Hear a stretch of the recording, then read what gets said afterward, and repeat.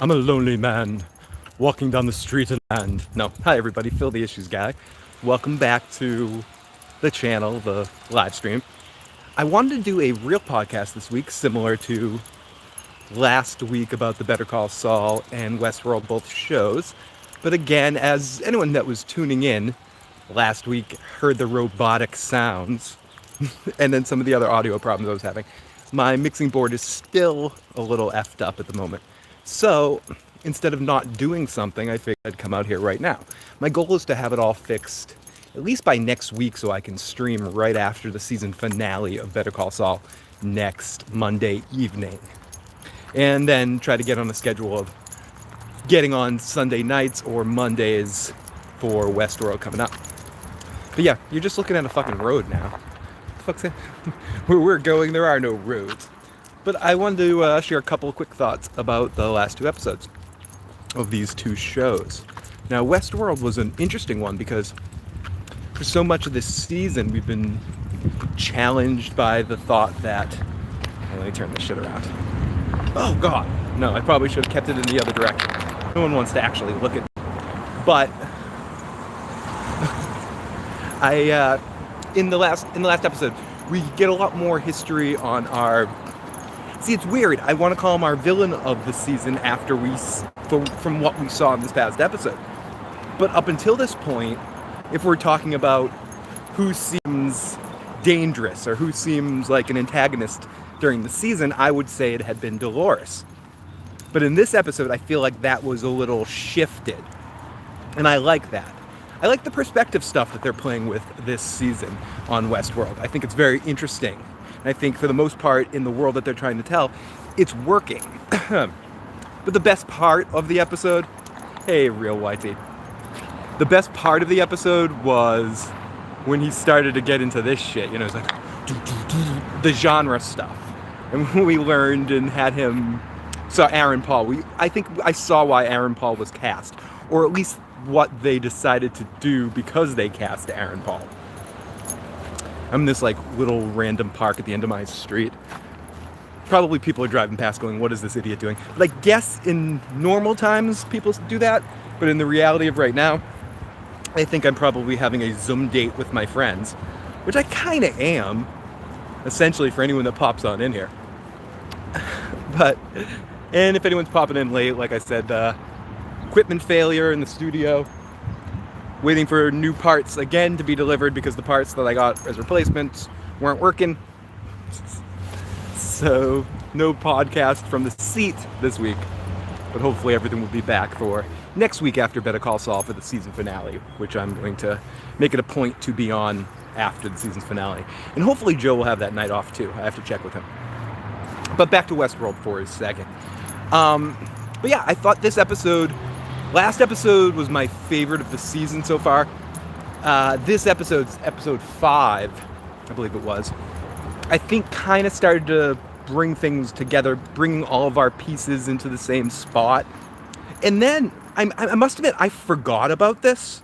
And this is just bad on me, bad podcasting host, bad studier of the television and media bullshit. I didn't realize that Westworld's only 8 episodes this season. So when they popped it up and they were like, yep, only a few more episodes of Westworld to go. I like stood up in my living room, was like, what the flying fuck? Like, I don't want to play this game. Are we playing this game again? I think it brought back all sorts of emotional Game of Thrones wounds. You know, I'm enjoying this season of Westworld. They took a couple of years to make this. And for the most part, you know, I'm enjoying it. I feel like it had some challenges at the beginning to reboot and introduce new characters and new stakes into this world. But I think now in episode 5, I care about Sarek. Yeah, I care about all that stuff with his brother. Aaron Paul's character is interesting to me. In like episode 2 or something, when they started talking about the genre drugs, I'm like, I gotta see that. They gave it to me and I saw it, and I was really actually very loved how it all was done. And basically, I would take genre. I don't care about that last act being a bummer. And then, yeah, I'm getting to it as the real YT's like, yep. And hey, everybody. I think Caleb killed his friend in the war, fake war, and they erased his memory, possibly because he's Sarek's brother. Ooh, that would be interesting. That would be an interesting touch. And there is a total recallness to this. But possibly Jason Voorhees says, I like that. And what I think is interesting about the questions of Westworld this season, as opposed to last year, where, sorry about that, I might lose a lot of signal. I apologize. But what I really like about this season of Westworld's questions compared to last year's questions is I feel like it's actually going someplace and comes from, like, I might not agree with some of the story choices that they make this season. And I'm not saying I do or I don't. But I feel like it's at least in the foundation of a story that they're trying to tell. And I'm in for the ride. I'm enjoying the ride. Did anyone, again, maybe I'm just a selfish bastard, but at one point in the episode, I'm not watching it, I'm not doing this right after watching it. Some big explosion happens, or is when Aaron Paul gets out and he shoots and the missile doesn't hit it, and then it like circles back and blows the car up because it's like heat sinking or whatever. I'm sorry, am I reductive enough that all I wanted to, in my life was Aaron Paul to just scream, yeah, bitch, or magnets, bitch, or something, bitch? But also in this episode, we see Aaron Paul figuring out that Dolores isn't normal, or isn't a human, because she steps in front of some bullets for him. And they're starting to connect and have a budding romance of sorts, I think. Giggity, giggity. Hey, Linda. Hey, Jason. Hey, Peter Griffin. Hey, motherfucking chat. Great to see everyone in there. I apologize for some of the disconnections. And I got that genre. 2 for $20. I'll take it. You got it? You got it? Meet me down in the park at the end of the street. I'm just circling. I'm walking in circles while people in masks are driving past me going, what's this crazy hippie talk? Who's this crazy hippie talking about? But I generally like it. And I like how in this episode, again, I don't know if everyone else was feeling it for the most part, that you thought that maybe, Caleb, that Sarek wasn't a great guy, but that Dolores was, and both might be true. But I love how this episode focuses more on him and made me give a shit about his character and his character arc. I like the time dips to learn more about him and seeing his whole stuff with him and his brother. And I'm very curious to see how this all ties in, because it is going to tie in a Westworldian way. But I wanted to get to my point before I went on a fucking ridiculous rant here. So then I look and there's only 8 episodes. Like, I get it, the 2 years. Let's see, but I feel like this season's just I feel like I'm just in the world now. I feel like, okay, this is new Westworld. I'm digging it. I'm in it. I'm asking questions that I feel like will get answers, because I feel if this makes sense to anybody, and other people might feel differently, but to me this season feels more like it's influenced by his brother, like it's Chris Nolan-y. Like at times I'm watching this, I'm like, I wish Christopher Nolan was directing this whole season. I don't know. It's maybe it's just me, but I feel like more time and attention went into the writing of this, even compared to last year, where it felt like there were a bunch of manatees grabbing balls out of a hole and being like, how can we screw with people?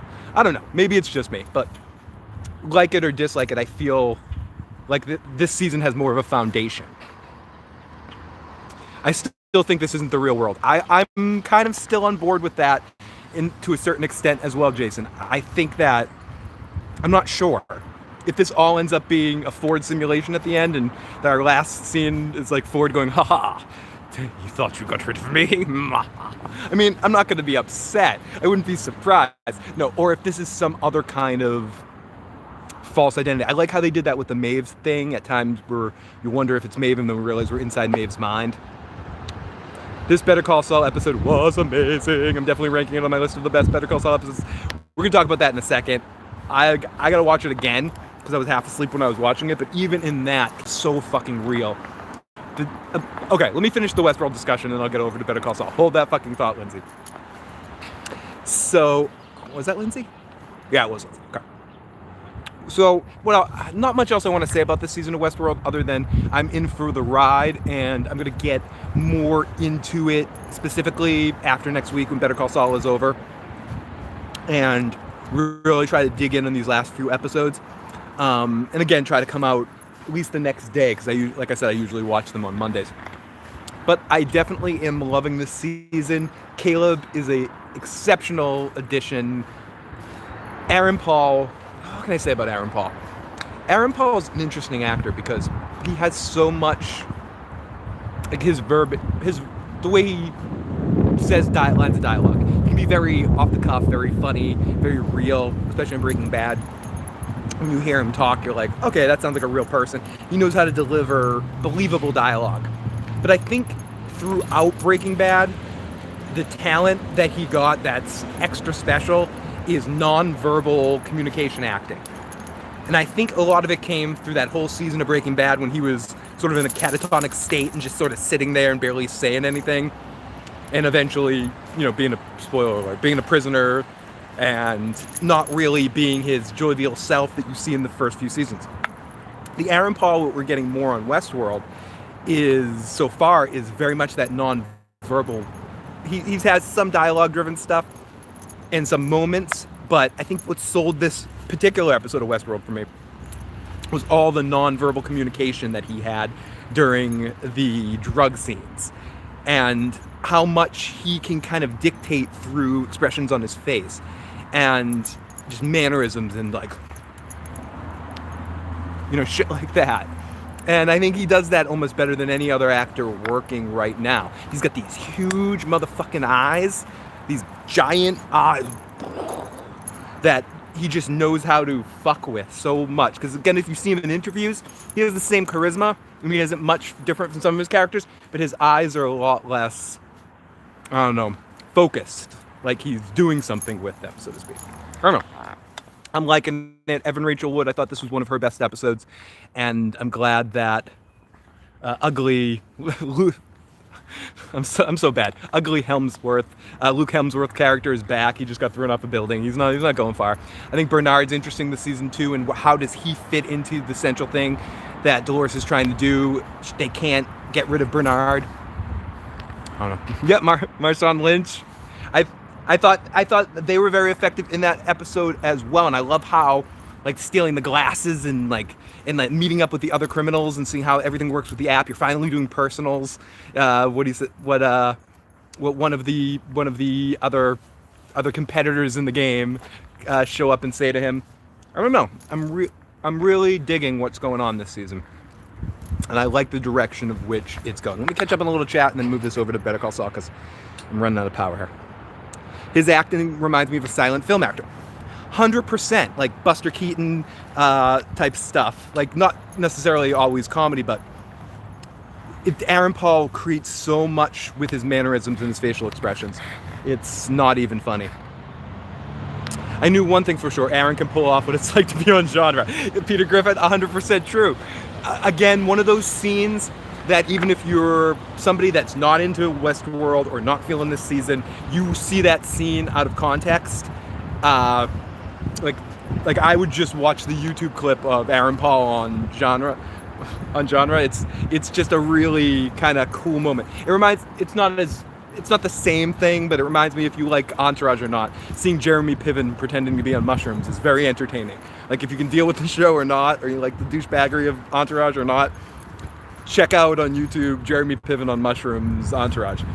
That's worth watching alone, just to see his thing, Sometimes people capture something accurately because you're like, oh, they've done this before.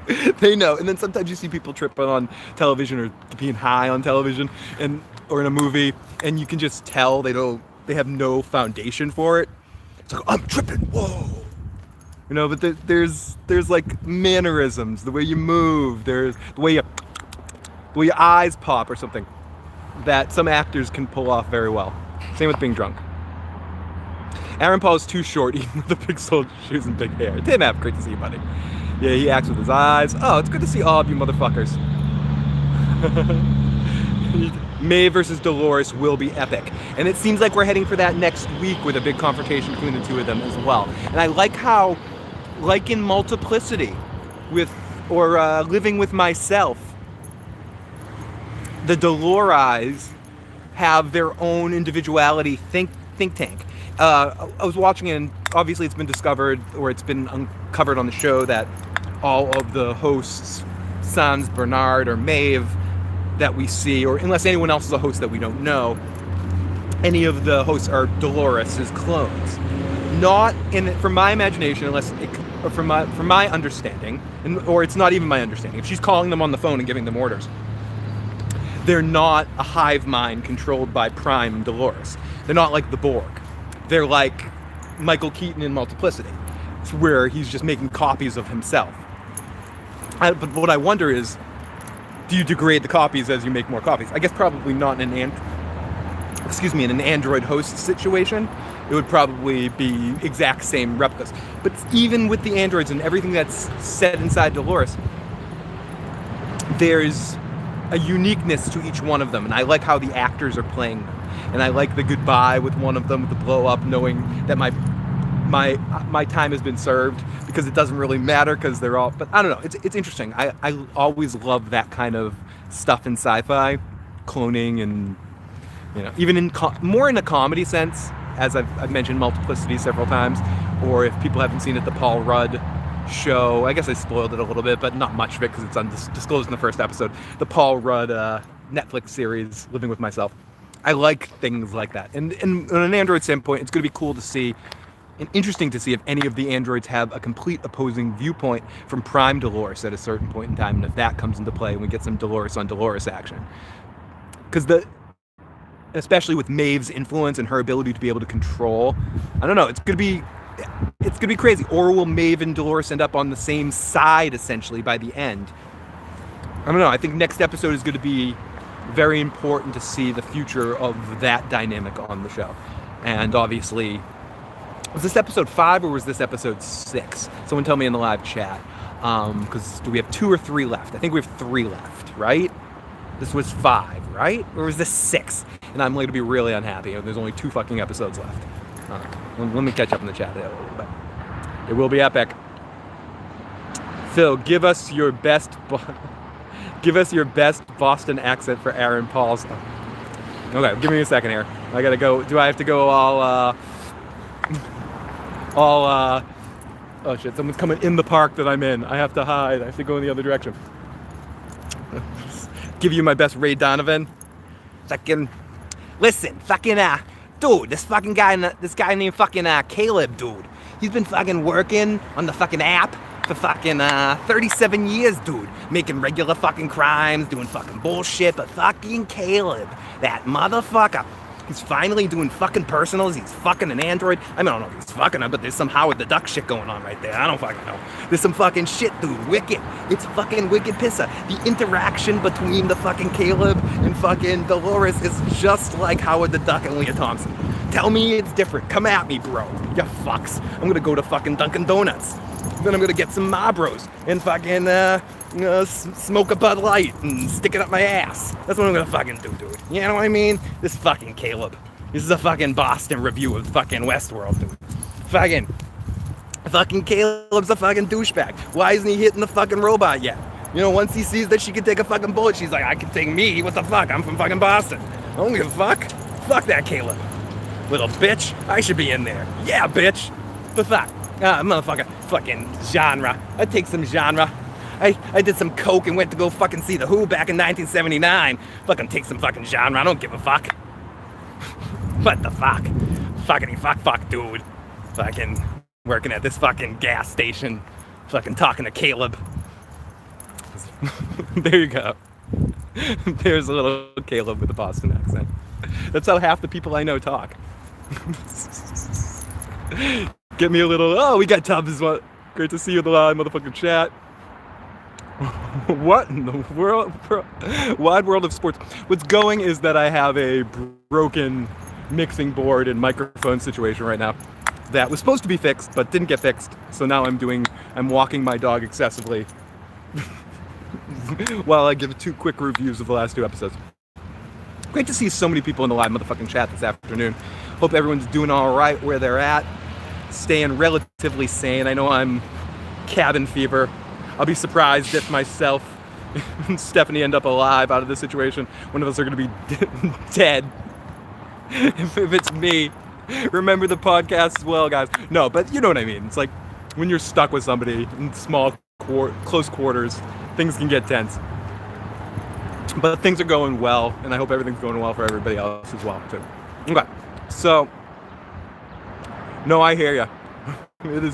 It's not super cold here, but okay. So I guess that's enough about Westworld for now. I think I can end on the Boston accent review of Westworld. I'm an introvert, but not gonna lie, cabin fever starting to get to me. Lindsay, I'm the same way. I was joking with my cousin Gotti, who I'm gonna try to do it. My family did trivia night on Zoom on Saturday, I think it was. No, on Monday, and it was fun. It was a fun time. It was like, just like all of us shouting out answers, being assholes to each other. And Gotti's also the secondary host, or one of our hosts here. He used to do the Breaking Bad podcast with me a long time ago. And he's going to be doing some Star Trek stuff with me coming up relatively soon. So, anyways, my point about that is he is an introvert as well, myself included. Like, I spend most of my free time. I like going out, and I'm like a social introvert at times, especially if it's like my band's playing a show. I'm very social that night. You know, I'm in a play when I'm afterwards. I can schmooze in settings like that. Or like at a concert. But if I'm like at a live concert, I'm usually like finding a location quiet for myself and like sitting there. Or if anyone's met me at the con, like in that setting when I'm around a bunch of other like-minded individuals, I can kind of come out of my shell. But for the most part, I'm very much a home person. I like being home. I like sort of, you know, I don't know, I wouldn't call myself a hermit, but I'm one of those people come to me, I don't go to them kind of people. And I like my little, you know, if I don't have to do anything. I'm perfectly content sitting down by myself, twiddling my thumbs, looking up on IMDb, all the actors in, see if any of the actors that was in 8 is Enough as we were in just the 10 of us, you know, or like, well, and then figuring out the matchup of the Nightmare on Elm Street movies with just the 10 of us. But even now, even for me, I'm missing some of that human contact, and like I never really miss it. It's just like stupid little things, but whatever. My point is that I'm, you know, a hermit. That was the point of that story. I'm a fucking hermit. Same with us. When we would go to Walker Stalker Con in Atlanta, we were social butterflies, probably because we're surrounded by geeks who have the same interest. Yeah, when you're in a situation where you almost know that you have other people who have similar vibe to you, it's easier for me to kind of relax any uptightness I have. It almost makes me want to be more crazy, or, you know, show you're crazy a little bit more, because you can. And that's why it's been awesome, you know, getting to meet, you know, some of the motherfucking chatters and other YouTube people. Because being out of context, it's like, oh, okay, we're all fucking Game of Thrones fans. Watching a show that, or Walking Dead fans, or Better Call Saul fans, shows that, you know, subject matter is pretty fucked up. But especially with Game of Thrones, where everyone says, you know, you fucking can't stop whinging. You know, you're not going to worry about saying the wrong thing and offending someone in that kind of context. Everyone's just yelling at you, hey, you fucking cunt. You know, there's like a good vibe about it, and you're not going to, I mean, maybe I shouldn't yell that in the neighborhood right now, where everyone's sort of, cops are coming. Excuse me, we got a hippie that just yelled cunt. You know what I'm saying. Actually, I talked to the live motherfucking chat the mostly me too, and you know, if I wasn't an asshole and I did these shows more often, even streams like this, then you know, I'd talk to people more often as well. I think every time someone else goes for like a Zoom conversation with their friends, I'm gonna turn this camera on and go live for you guys and just talk for 5 fucking seconds. Even if it's just like, because one of them's eventually gonna be like, hey guys. Like tonight, after I get off this is my big plan. Do you want to hear before I get into Better Call Saul? These are the big plans for the day today. Okay, I'm walking the dog, and like I took what probably should have been a 2-minute walk. Like the dog shit a long time ago, like before I even started the stream. And she's pissed 3 times, and she's crying to me like, just take me home, daddy. We just keep walking around in the same fucking circle. But after this, I'm gonna go home. I'm going to play Breath of the Wild a little bit, play Animal Crossing a little bit.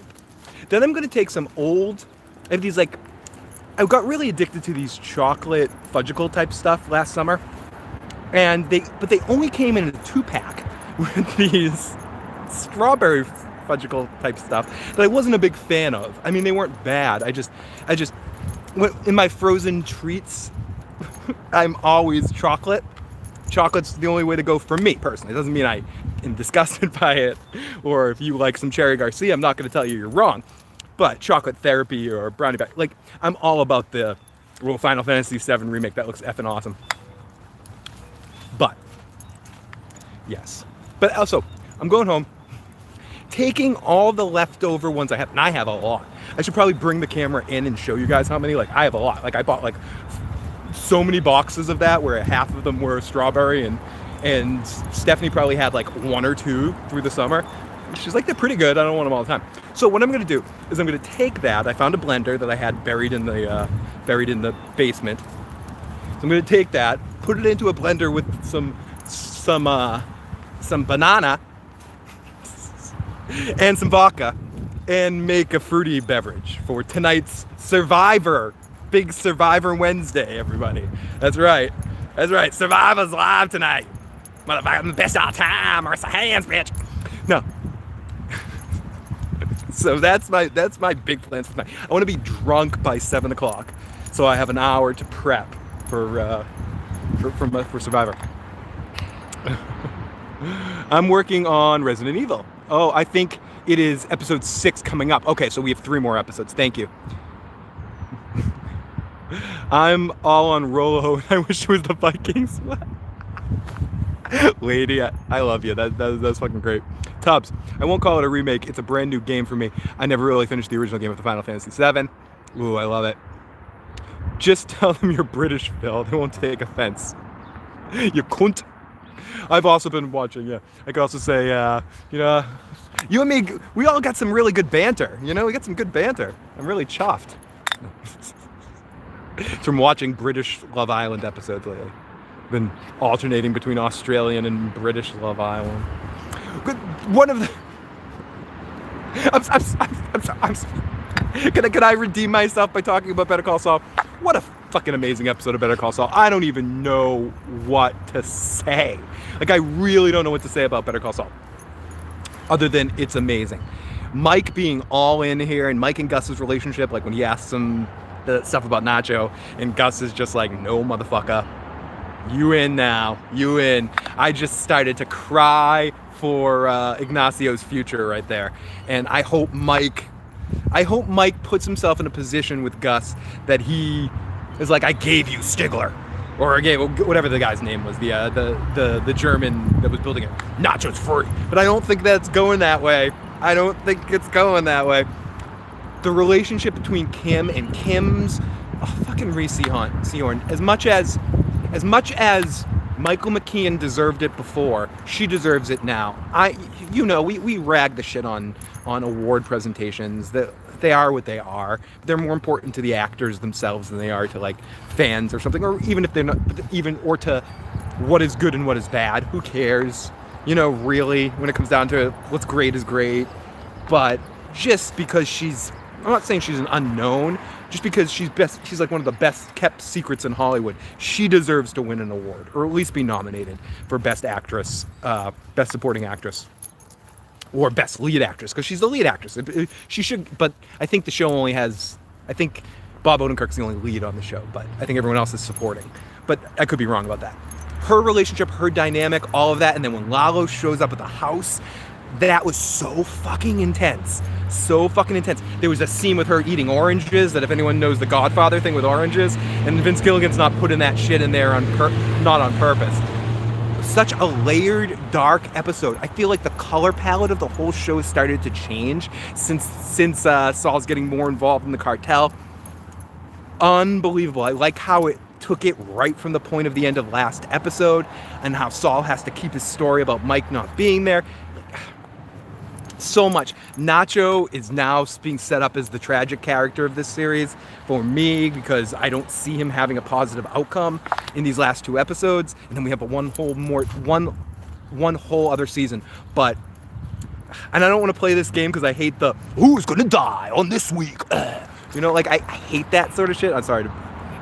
Ladies and gentlemen, who is going to die on this week's show? Let's try this one. Who's going to die on next week? Like, I don't like all that shit, and I shouldn't fuck with stuff here.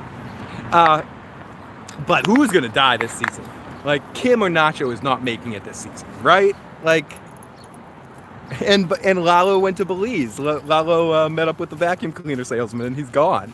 And when does Tuco come back into it, right? Because I was talking about this last week in the studio, but at the time of Breaking Bad time period, Tuco is in control of the Salamanca family, correct? Am I wrong about that? Tell me in the comment section or in the live chat if I'm wrong, but I'm pretty sure Tuco has to come back into play pretty fucking soon, right? So are we going to get back to Tuco next season? Dealing with the outcome, the fallout of this whole Lalu situation? Tuco's out in 11 months. Okay. So we're going to see Tuco next season. For sure. Thank you, Jason Voorhees. I'm walking through woodsy-like areas, so I'm making sure I'm not having sex with anyone, so you don't have to kill me. Like as long as you don't have sex with anybody, Jason won't kill you, okay? And just go, Jason, it's Mother. You're such a good boy, Jason. That's all I have to say. Once a week, I have to call Jason up and say, "You're such a good boy, Jason," and I'm safe. I'm safe. Me and him are good. Me and him are good. Or if I get really scared, I just pull out a picture of Corey Feldman and I show it to him. I'm like, bald Corey Feldman. Here you go. Ah. No. Anyways, hey DJ, great to see you. DJ called me out of my shit. She's like, yeah, I was watching your podcast for Better Call Saul. They stop at episode 4 or 3 or whatever it is. What's up with that, asshole? Sorry, I didn't get back to you on that. I ended up traveling to Vegas and then everything happened. My mixing board blew up and blah, blah, blah, blah, blah. And this whole schmoozooly happened. So you're not missing any. There weren't any hidden videos there. It just, it's a tough time for the duder over here. I'm having some Murphy's Law situations happening with my equipment. I'll figure it out soon, though. Fine, be that way. Hey, don't make me come over there. Okay, they almost got me. I thought Lalo was going to shoot Kim. Me too. And I think that's what's crazy about what they've set up in a prequel series. I've talked about this a lot over the years, but somehow Better Call Saul has given something I never thought prequels could get for me, and that is stakes. I care about these characters. I mean, Mike and Saul, you kind of know where their end games are. You don't know where Saul's end game is because Cinnabon fucking jeans shit. But if you know what I mean, like I feel like in some cases in prequels can be very well done, but it's so hard to care about the characters. You have to introduce new characters and make those characters have stakes. And I think one of the things that Better Call Saul has sneakily been really great at is consistently refreshing to a point where new people step up to be really important characters. Everything started out on the, Bob Odenkirk, obviously, but I mean some of the, like, Hamlin McGill stuff, and all this stuff with Chuck at the beginning, and then that singular Mike episode, but then the two parallel stories, and then you really kind of carried through that Chuck arc until the big conclusion of all of that, which was, I said at the time, I'm having hard times seeing how they build the stakes up as much as they did with the Chuck situation. And they've done it with Kim. Kim stepped into that role right away, and Nacho kind of stepped into Kim's role as like a secondary thing, and Nacho's getting more and more important, and I'm more and more emotionally invested in Ignacio and his story and seeing how he gets out of this. Like, I'm rooting for him to get out of this because he should. And then you see that side of Gus, and at times you see the series and you're like, Walter's such an asshole. Gus, look what Gus could have had, blah, blah, blah. But then you see that side of Gus that's just like, no, fuck Ignacio. He's a rat, and I'm going to fucking squash a rat out. Because he didn't allow me to just kill him and stay on Hector's side, this is someone we cannot trust, Michael. This man needs to die. And you're like thinking about it from Gus's standpoint, you're like, yeah. And then you can kind of understand Gus's perspective about Jesse and Walt through how all of that went. Because, I mean, let's be true, the biggest asshole in this whole entire story is Walt. But especially watching it, you realize that, in the game, not in the game and all of that, it just makes me think of Walter. And Walter didn't respect any game. It got to the point where Walter's just like, fuck the game. This is my game. I don't know. But such a good episode of Better Call Saul. Still haven't watched Better Call Saul yet. I'm gonna start this quarantine. You should give it till season 2 to see if you're going to like it. As much as I enjoy season 1, I feel like the beginning of season 1 is exceptionally slow.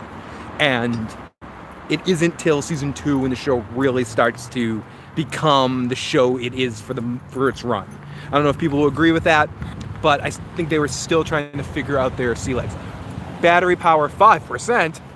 Well, let me talk quickly if I have anything else I have to say about this episode and wrap it up because it's better if I end. Phil, I need a new show to watch and not Better Call Saul. Have you watched Ozarks yet? The Ozarks on Netflix. Have you watched Mindhunter on Netflix? The Boys on Amazon. Let's see. A lot of HBO stuff is free right now. If you've never watched The Wire or The Sopranos, now is the time to give both of those shows a shot, as well as Oz. Let's see, what else? I don't know. Watch The Expanse. But yeah, season 1 is really slow. I'm not saying it's bad, but it's slow. Let me see. What other shows could I suggest to you? Let's see. A word of warning for those that have not. Better Call Saul is a slow burn character study. If you love character studies, you will love Better Call Saul. Excellently said. Very true. Great show. Still haven't watched Saul yet.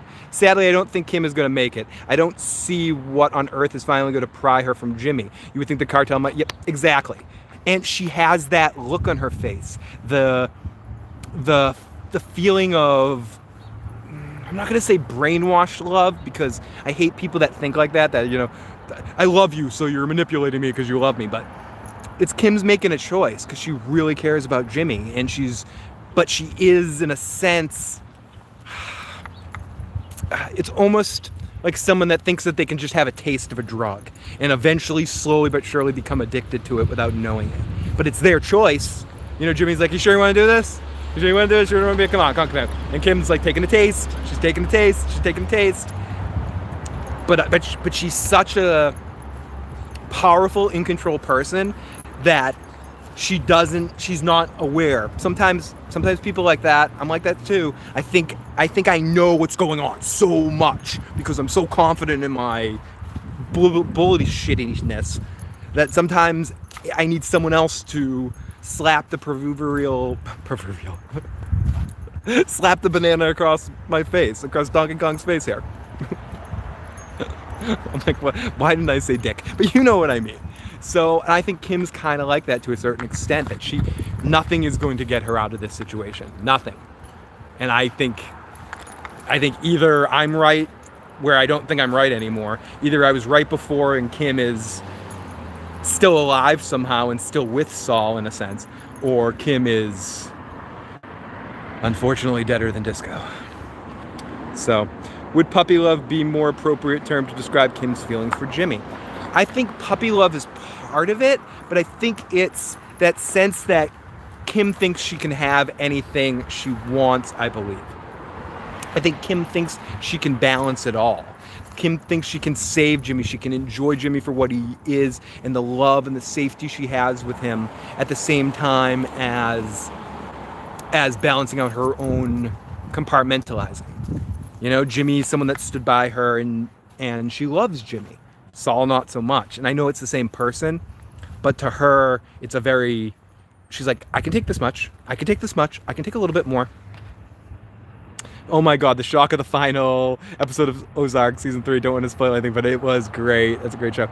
But I think Project Puppy Love would be an interesting way of describing it. I think to a certain extent, Kim thought of Jimmy as a project and as someone she could save.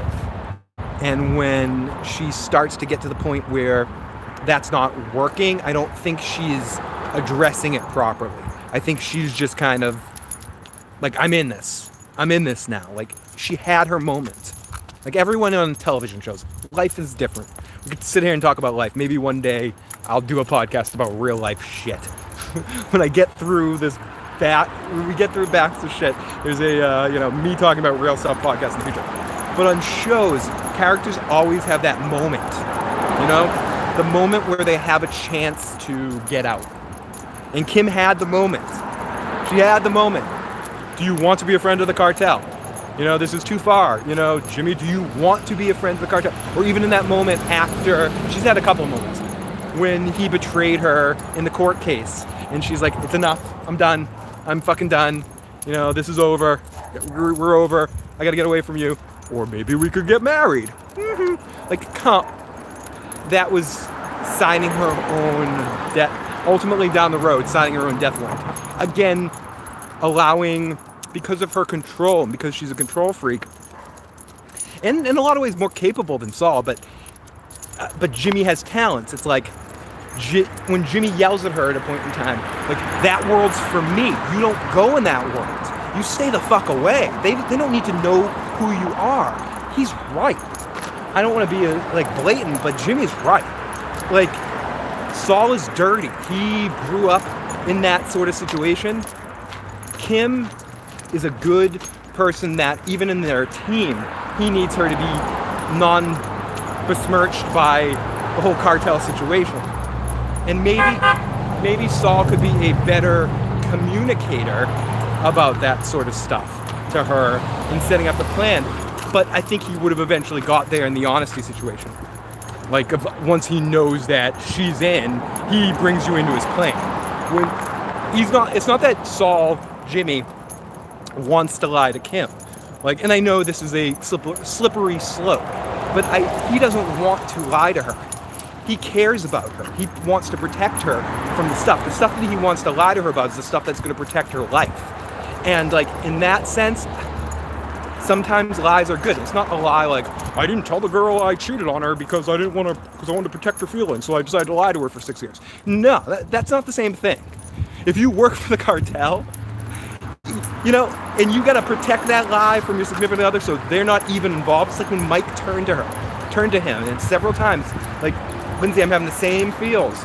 It's like certain little lines, certain hints, the way Mike looks at him to say, you told her she knows everything, and just shakes his head. Like, it says all that needs to be said. And yes, it's Kim's choice, but ultimately Jimmy put her in a lot of danger, and she allowed herself, I don't know if part of it is her liking it or part of it's her control. I'm going to get in the comments because I see some comments rolling by that I want to hit up before I call this a stream. But, I don't know, another great episode of Better Call Saul. I actually can't wait to watch it again. I'm going to be watching it again this evening at some point. Ooh, see someone's getting some delivery food in front of me. Maybe I can snag a french fry. So that's what I mean. You know, in normal life, I'd go up to my neighbor and be like, hey, dude, can I have a french fry? I'm a little stony here, dude. I'm stony baloney. Give me a french fry, dude. Oh, I can smell it. I can smell the fucking fried food from here. Oh my God, it's delicious. Okay, let me answer some questions. Hey, Rich. Great, Rich. Great to see you in the live motherfucking chat. Low battery. I know I'm about to lose power. And to save her, he may need to lose her. Oh, I got people coming behind me. There's people coming behind me. I can't be near people. People. Ah! Oh no, there's people. I mean, that's how I am in normal life. But okay, so let me wrap this up a little bit. Let me get back in the safety of inside a fence. Sorry, everybody, for the quick pause here. Let me sit down and finish this up here.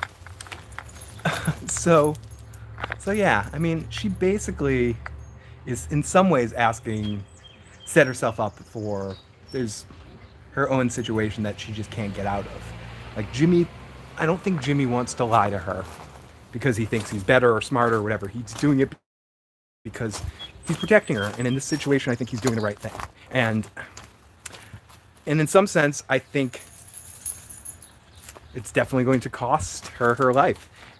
But it's interesting. I keep looking at Jimmy during Breaking Bad, Saul, and seeing, is he the man that would have lost someone in that intense of a way? And the more you start to see it, and the more you start to see all those barriers he puts up, the more you can be like, yeah. So sorry, everybody, as I'm back home a little quieter because someone's been smoking some cigarettes. Because Stephanie's working here, and sometimes she's on calls, so I want to keep my voice down so I'm not loudly going, motherfucking God, or something to that effect. So, what did we learn here today? We learned Better Call Saul is awesome. Now, let me sit on the roof of my car and answer a couple of chats. Hi, everybody. This is on the hood of my car. I got 3% left. Okay, let me keep doing this. And to save her, you may need to lose her. Sounds like a lot of traffic being in quarantine. I agree, he does care for her. Yes, but I think that Jimmy actually cares about Kim. She's like the only person in his life that supported him. I think at this point, especially with what happened to Chuck, that is the last behind. So true. I don't like to get too, well, who am I kidding? I'm all personal on here. Having had a little bit of a life upbringing, date, but having some connection to that, even in the minor point in which my family was helping us out, it's hard to leave that stuff behind. It's easy money. It's good times most of the time, especially when you're on an outskirter. You know, the way Jimmy looks at that $100,000 is just like easy money. I remember my mother saying that to me once when a deal was made and she's coming home with a fucking stack of fucking bills, and it's just like easy money. You know, all I had to do is play a little pool and sink the 8-ball. If you know what I mean? Like it's weird. It's tough. The life in that kind of a war, difficult to object to in certain situations. And Jimmy especially is someone that so looks at that money as an identifier of importance. And that's ranch money, you know? Jimmy as to Kim, like he was to his brother, a reliable failure. The difference in that situation, excuse me, the difference in that situation is how Kim looks at Jimmy is much different than the way Chuck did. But ultimately it's the same result. You know, you might mix the eggs in a different way, but the result is still an omelet. Kim may have to take off and stop being a lawyer. I mean, that's the other situation that might happen here. That Kim might be in danger. Jimmy gets wind through Mike that she's in danger, and this is how we're introduced to the concept of the Robert Forster character. That even though he probably can't be there unless they filmed with him for El Camino, which they very easily could have, because he was already a part of this season once, so he could have done another scene during the El Camino time of being called to get Kim out of there. And at the end of this season, or at some point at the beginning of next season, Kim is forced to leave because of Saul's getting more and more in bed with the cartel, and all of this coming out in him being in danger. Or at least the allure of it, or Gus wanting to clean up anybody that knew anything about his involvement. And somehow Mike convinces him that Saul's okay, but Kim is something that can't be trusted for some reason, because she's showing up and talking to Lalu or something. I mean, whatever. There's a lot of ways that could go, but I wouldn't be surprised if that's Kim's endgame as well, her going into hiding and having to be disbarred and all that sort of shit. Westworld told the simple truth: everyone's story ends in death.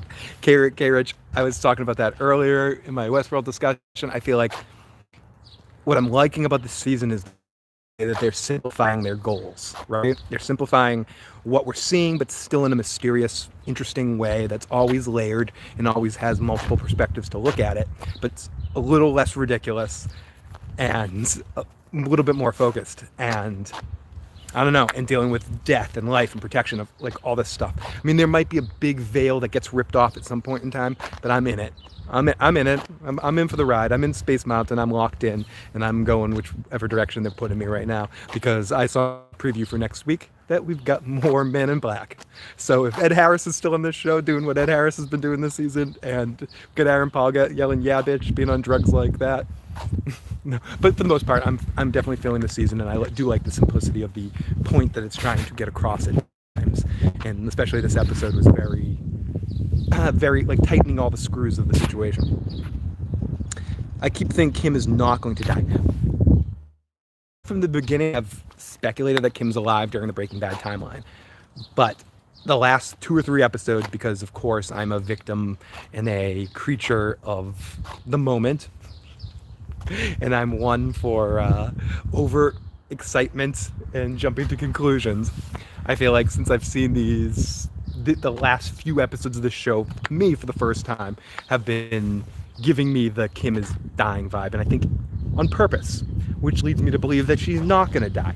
When you're watching a Vince Gilligan show, it's not dissimilar to playing a game of poker, where he knows what you know, so you're trying to think, is he going to do the thing you know he's going to know, or is he going to do something else because he knows you're expecting that? And it's not about like the Game of Thrones, like you got to alter your expectations. It's more, are you in the same mindset of him and his fucking group of psycho writers that are all in there coming up with these amazingly creative ideas for both these shows?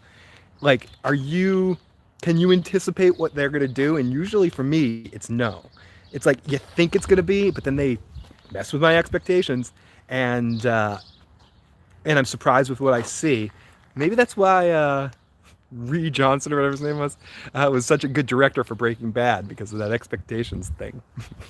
No, but anyways, Ryan Johnson. But I don't know.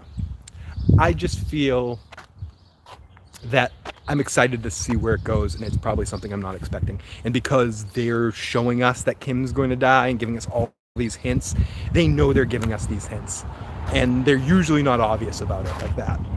Like having her peel oranges in the last episode. People that don't know, I made mention of this earlier. It's the whole thing with the Godfather and oranges, meaning that the character's going to die soon. And if you see or have some sort of attack or something, like if in Godfather 1, when Vito's picking up an orange, that's when the assassination attempt happens. There's something with Michael in 2, and there's something with Michael in 3. Like, it's all oranges. Look it up. I'm missing key points of it, but there's this whole oranges is death Godfather thing going on. And there was a part in this episode where she was clearly messing with oranges in a way to be like, yep, see, we know what you know, and you know what I know, and I'm Vince Gilligan, so I'm gonna fuck with you. You know, like, I don't know. It reminds me of when they fucking were on Talking Saul. Fuck you, Chris Hardwick. Fucking asshole. I should be the host of Talking Saul. What the fuck? Okay, but anyways. When they were on the Talking Saul program that briefly aired a couple of times, and they were talking about how, like, in one of the seasons there was an anagram, like at the end of the words of the anagram for the whole season, it says Gus is back or something, right? And they're like, oh, we underestimate how smart our fans are, so we're gonna have to step it up a game. And I know people hate it when I do it because it's not a podcast for everyone. You hear about that a lot in the podcast that they do. So yeah. Blah blah blah. Start to wrap stuff up. Later, K-Rich, thank you so much for popping on here. Love you, buddy. What I find strange is that Saul never mentions anything about a third wife in Breaking Bad. I'm guessing that makes the possibility that she should be talking to the vacuum cleaner guy. Yeah, I am starting to think that we might be heading to our introduction of the vacuum cleaner man. Oh shit. My phone just went dark. My phone went dark. Am I still broadcasting? I think I am. I think I'm still broadcasting, but you know, it's that point where I've run out of so much power that the phone's just gone dark now. So I'm gonna go into my garage so I can see it and wrap this up. Sorry, next time I do this, I'll make sure I have 100% power and not start this at 35%. So let's see. We'll go inside so I can actually see this. Yep, okay, I'm still broadcasting. So yeah, I'm very excited to see where this is going. I will absolutely 100%, no questions, even if it's like this, if my shit isn't fixed yet, even if it's just like this, I will be on after the episode of Better Call Saul next week to talk about the episode. And then maybe I'll talk about Westworld a little bit afterwards. But everyone, thank you so much. Thank you so much for tuning on in. If you enjoyed this video, wait, I don't like that one. This one's better. If you enjoyed this video, oh, should I just break it? I think I just broke it. Hi everybody, if you enjoyed this video, please hit the like button, please hit the subscribe button, share it with a friend.